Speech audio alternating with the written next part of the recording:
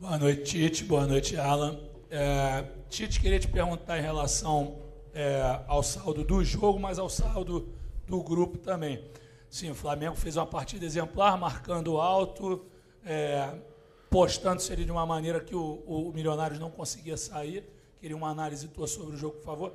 E se deixa alguma frustração pelo fato do Flamengo não ser líder num grupo em que ele era predominantemente, na questão técnica, o Flamengo era nitidamente melhor em relação aos seus adversários e acaba se classificando na segunda colocação. Obrigado, boa noite. Boa noite. O desempenho do jogo, na pergunta que tu fizeste, ele sintetizou também. Da supremacia, da posse, do número de finalizações, da marcação agressiva, da marcação agressiva leal, senão a gente confunde, de antecipações, de uma consistência num 2-3 de construção e finalização, um adversário que procurou fechar os espaços atrás e mesmo assim a gente conseguiu colocar um volume, com participações estratégicas efetivas e importantes, como foi do Alan, porque sabíamos que ele era o jogador que ia articular e nós colocamos nessa situação a iniciação e fazer essa fluidez maior, né? E teve essa consistência da vitória. Segundo, eu não consigo te responder porque é um calendário muito apertado e tem uma série de jogos que eles tiveram com detalhes importantes. Sim, a responsabilidade que nós poderíamos ter classificado em primeiro, mas há toda uma circunstância em cima disso também. Tite, Alan, boa tarde, boa noite.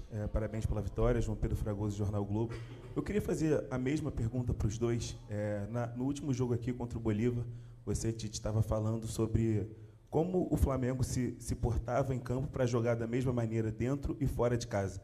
E hoje, mais uma vez, assim como foi contra o Bolívar, como foi contra o Corinthians, o esquema que você mesmo disse que era um 4-3-3, que às vezes vira um 4-4-2 ali com o Gerson, funcionou muito bem. Todos os jogadores do meio ali, o Alan, que fez uma ótima partida, o De La Cruz, o Gerson, se movimentando ali, se aproximando para tabelar.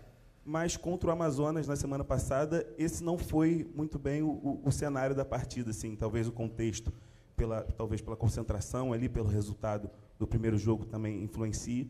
Mas, de qualquer forma, eu queria saber se você vê também essa diferença do time dentro e fora de casa, e se sim, como fazer para diminuir essa diferença. E para o Alan também, já que está em campo ali. Obrigado. É difícil eu responder uma situação que eu respondi a semana passada e fiz uma entrevista coletiva. Há todo um contexto do jogo passado.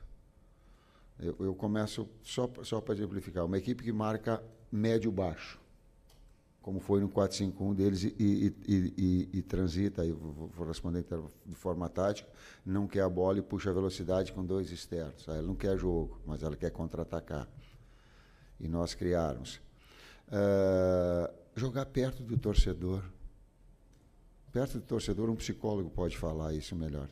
Sempre, e todas as equipes, quando jogam em casa, elas têm um índice de aproveitamento, de performance melhor. Não pergunta para mim, porque eu vou dizer que essa é uma coisa que a psicologia explicar. Mas que é, sim, um aspecto de confiança, do carinho que o torcedor tem. Ela traz, ela é um componente. Então, daquela situação para essa, ela fica com uma umidade. Eu suava, cara, sentado. Então, não dá para contextualizar. Desculpa, eu entendo a pergunta, mas não dá para comparar. Um gramado, onde aqui flui, lá tranca. A jogada de velocidade, quando ela chega nos meias e ela vem pipocando, tu não dá. Pergunta para o meia, ou vai jogar uma peladinha, tu recebe uma bola de costas e ela vem viva. Tu trabalha em 2, 3 tempos, tu tira a velocidade do jogo. Quando o gramado não proporciona. Quando é aqui... ela entra num toque só para Arrascaeta, num toque só para Lohan, num toque só para Cebolinha, num toque só para Luiz Araújo, num toque só... Eles desvencem. Então, é uma série de aspectos. Que pode ser melhor e deva ser melhor? Sim. Mas comparar fica... há um contexto todo. Complementa aí. Já respondeu tudo, né? Vai ficar repetitivo. Eu acho que também... o campo atrapalha, a gente às vezes pontua isso E muitas pessoas acham que a gente usa como desculpa, mas não. É complicado jogar num gramado diferente, calor, enfim, linha baixa. E aqui é diferente, o carinho da torcida empurra a gente. Como ele falou, não vai ficar repetitivo aqui. Tite, Alan, aqui, à direita de vocês, boa noite. Guilherme Xavier, da Trivela. Alan, queria que você falasse um pouco sobre essa sua retomada no Flamengo, né? Já vai completar quase um mês que você está ganhando uma sequência legal. Queria que você falasse um pouco como a comissão técnica, essa relação sua com a comissão técnica, fez com que você conseguisse retomar o seu melhor nível. E queria perguntar também para o Tite sobre o Alan, ter um jogador assim, com essas características, o quão importante que é, ainda mais chegando na Copa América, em que o Pulgar provavelmente vai ser convocado aí pela seleção chilena. Obrigado. Como eu já falei em outras entrevistas, eu tenho muito a agradecer a todos da comissão, porque entenderam o meu momento, né? E para jogar no Flamengo à altura e a exigência que aqui tem, era muito fácil eles ter chegado e ter descartado, né? Até pelo investimento que tem. Não, a gente vai trazer outro, vamos liberar. Mas não, entenderam, fizeram parte do processo, acompanharam de perto. Eu também me dediquei, eu queria ajudar, eu não estava me sentindo bem com a situação, porque eu sei que eu posso ajudar cada vez mais, agora 100% fisicamente, né? Preciso ainda jogar um pouquinho mais, mas isso com o tempo já está evoluindo. E eu fico muito feliz e grato a todos, não só da comissão, mas que ficaram comigo quando eles viajaram também, né? Os outros preparadores físicos. E, cara, gratidão mesmo. Ele falou que é um conjunto da obra, não é uma coisa isolada.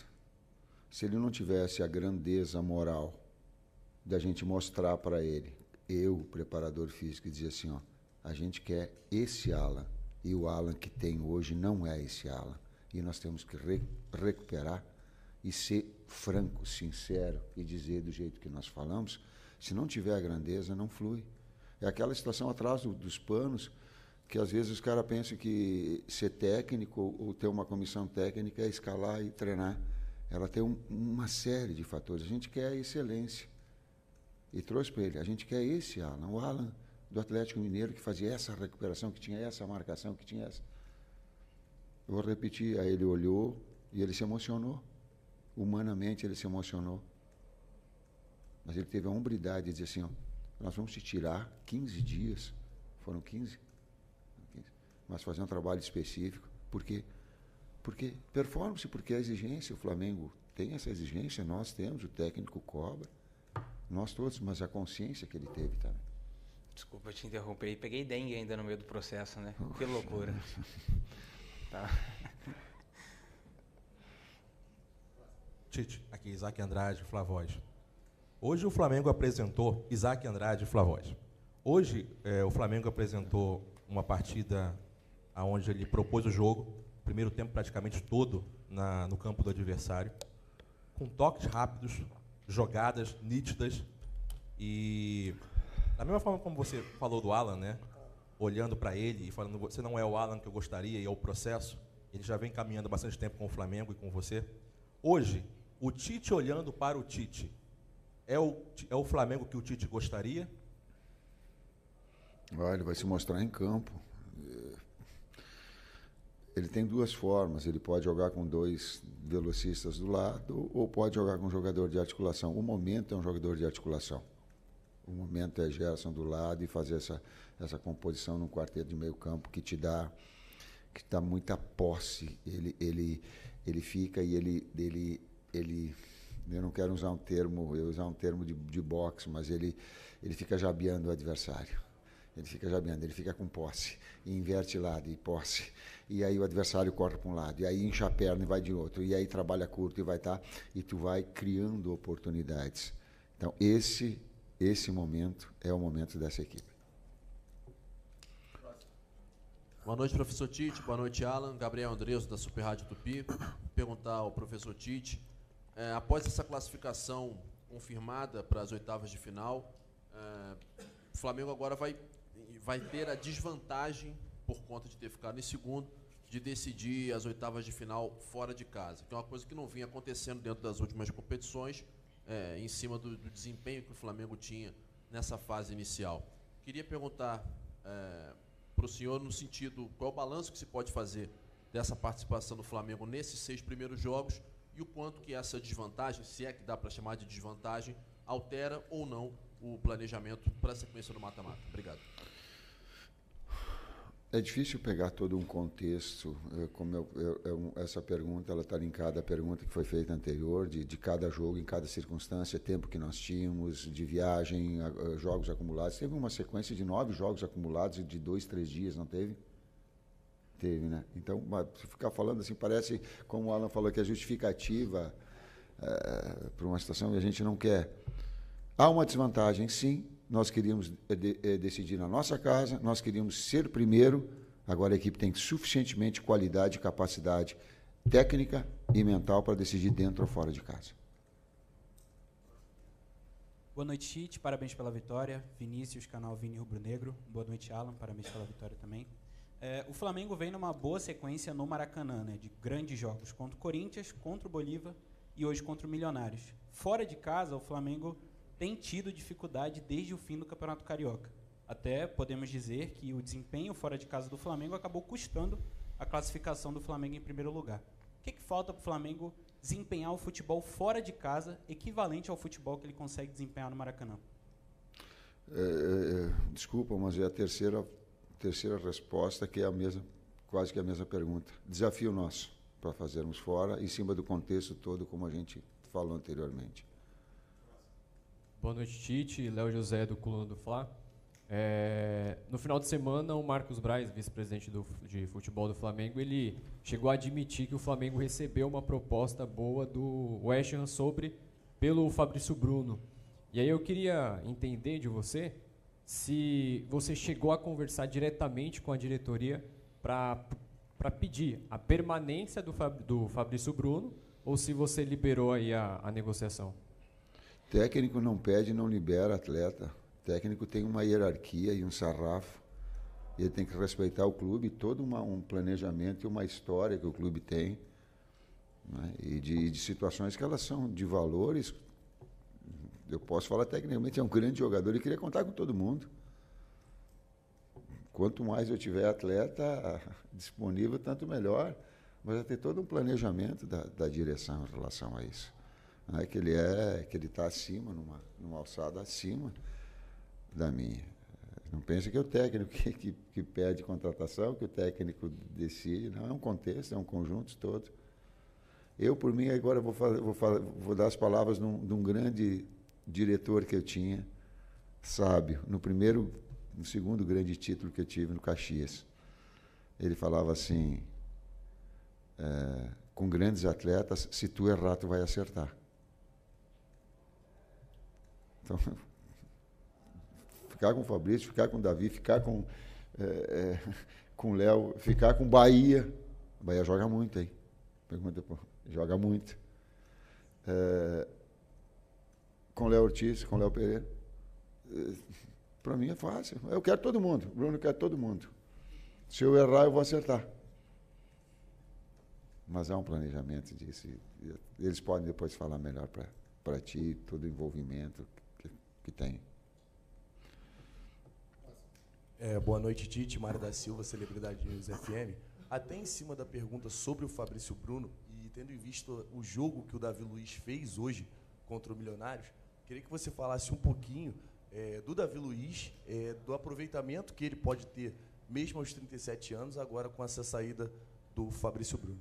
Obrigado. Ajuda aí. Fala. Não, Davi... Posso? Claro. O Davi dispensa comentários, né? Pela história, pela carreira que tem. Nos ajuda muito, não só dentro de campo, mas como fora também, né? No dia a dia, vem nos dando dica. E isso agrega. É um dos líderes. E a gente fica feliz, depois de tanto tempo, voltar a fazer uma partida boa como foi a de hoje. O grupo fica muito feliz por ele. Grande atleta. Eu já falei isso outras vezes, não estou sendo oportunista, né? E jogou muito. Jogou muito. A única, talvez, coisa que eu peço é que em momentos decisivos a gente vai errar em alguns momentos no jogo. Vai ter circunstâncias que a gente vai... Porque o atleta é um ser humano. E ele está enfrentando outros. E não só o Davi, mas outras situações que acontecer, que errar um cruzamento do Varela, que errar uma finalização do Alan, de média distância, que errar um passe, que errar o que o técnico errar daqui a pouco, que ele pense que uma substituição seja melhor que a outra. Passe o carinho para o torcedor, passe o carinho para os atletas, sabe? O Flamengo está acima de nós, o Flamengo está acima dos nossos nomes. E se esse carinho vier do torcedor e não reclamar, às vezes, dessa situação, ele deixa o atleta energizado, ele deixa o atleta mais confiante, ele deixa o atleta mais mobilizado. Eu estou olhando para o César porque o César sentiu isso, né? E a gente sente. Então, quando esses momentos de adversidade tiver, essa força que o torcedor tem, aquele consciente, apoia, incentiva, porque o Flamengo não é o Tite vai passar, o atleta vai passar, mas é o manto sagrado que está ali. Apoia, incentiva, vai fazer diferença. Os 64 mil e não sei quantos que eu vi, na hora que tá, faz diferença quando tiver esse tipo de comportamento. Faz.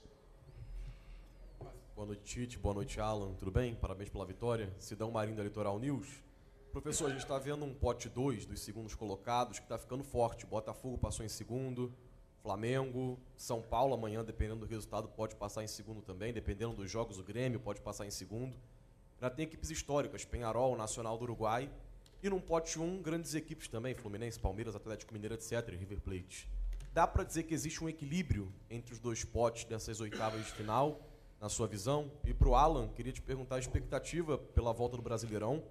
Domingo já tem um clássico contra o Vasco da Gama, como o elenco está se preparando para isso, né? Já virando a chavinha, porque o Vasco vem numa estreia de um treinador, a gente sabe que quando muda o treinador sempre existe uma motivação do outro lado também. Obrigado. Como você falou, amanhã a gente já tem que virar a chave, que é um clássico, a gente sabe a importância do jogo, precisamos vencer para continuar no topo da tabela e não tem muito tempo, né? Já está aí o jogo e é descansar, recuperar quem tem que recuperar para estar preparado para domingo. E a primeira parte da pergunta? Eu vou acompanhar agora, te confesso, eu estou vendo pelo teu relato, né, das situações, mas eu vou te dizer grandes equipes agora. São todas grandes marcas, grandes qualidade, história, é peso da camiseta. É a última aqui. Tite, boa noite, Raíza Simplício da Gol Brasil. Você falou sobre essa recuperação do Alan, né, que foi um processo que você trabalhou, a comissão técnica, todo mundo trabalhou com ele. E eu queria te perguntar sobre o Gabriel, né? Ele vem de uma sequência que ele ficou suspenso. Como é que tem sido esse trabalho com o Gabriel para tentar recuperar o Gabriel? Nos últimos jogos ele acabou não entrando em campo.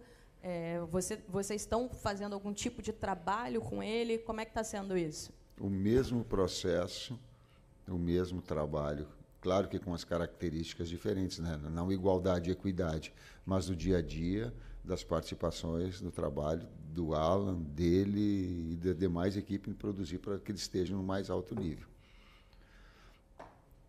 Muito obrigado, professor Tite. Obrigado, Alan. Boa noite a todos. Até domingo.